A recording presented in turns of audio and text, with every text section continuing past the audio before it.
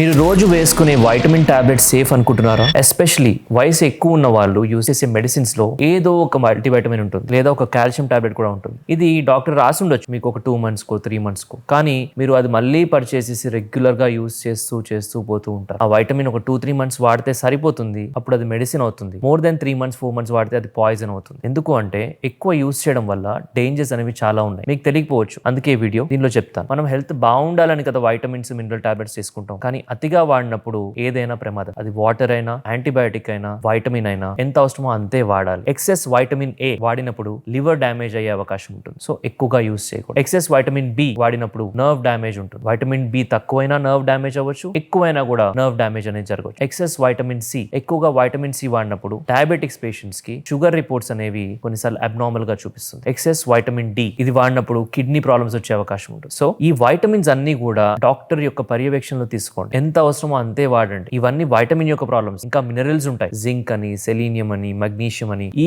Minerals ఎక్కువ అవడం వల్ల కూడా చాలా ప్రాబ్లమ్స్ రావచ్చు. అదేవిధంగా excess vitamin E and vitamin K వాడడం వల్ల blood clotting and bleeding problems వస్తాయి. సో ఇన్ని ప్రాబ్లమ్స్ ఉన్నాయి వైటమిన్స్ వల్ల. మీరు అన్ని మంచివి అనుకుని ఎక్కువ డ్యూరేషన్ వాడకండి. చాలా మంది పిల్లలు వాళ్ళ పేరెంట్స్ కి యూఎస్ నుంచో లేదా డిఫరెంట్ ఆన్లైన్ బ్రాండ్స్ నుంచో వాళ్ళ హెల్త్ బాగుండాలని ఎక్కువగా ఆర్డర్ చేసి రెగ్యులర్ గా వాడమని ఫోర్స్ చేస్తారు. చాలా ఎక్కువగా దీని వల్ల వాడతారు వాళ్ళు. సో దాని వల్ల ఓవర్ యూసేజ్ వల్ల గ్యాస్ట్రైటిస్, కాన్స్టిపేషన్ ఇది ఎంత కామన్ గా చూస్తాం మనం పెద్దవాళ్ళలో. ప్రతి ఒక్కరికి గ్యాస్ ఇష్యూస్, కాన్స్టిపేషన్స్. ఎందుకంటే వాళ్ళలో కనీసం 5గురిలో ఒక 3 సరే ఈ విటమిన్స్ అనేవి ఎక్కువగా వాడుతున్నారు. సో వీటి వల్ల ఈ ప్రాబ్లమ్స్ అన్ని వస్తున్నాయి. కొంతమందికి ఫ్రాక్చర్స్ కూడా అవుతున్నాయి. ఎక్కువగా ఫ్రాక్చర్స్ కూడా ఈ పర్టికులర్ వైటమిన్స్ అతిగా వాడడం వల్ల అవ్వచ్చు. సో ఎంత వాడాలో తెలుసుకుని అంతే వాడండి. అట్రాక్టివ్ ప్యాకేజింగ్ చూసి ఎక్కువగా వాడితే హెల్త్ ఇంకా బాగా అవుతుందనే ఒక మిస్కన్సెప్షన్ అనేది తీసేయండి. ఏదైనా సరే, అది ఫుడ్ అయినా, విటమిన్ అయినా, మెడిసిన్ అయినా, యాంటీబయాటిక్ అయినా ఎంత వాడాలో అంతే వాడాలి. ఎక్కువగా వాడితే మీ హెల్త్, మీ లైఫ్ రెండు డేంజర్ లో ఉంటాయి. Take care.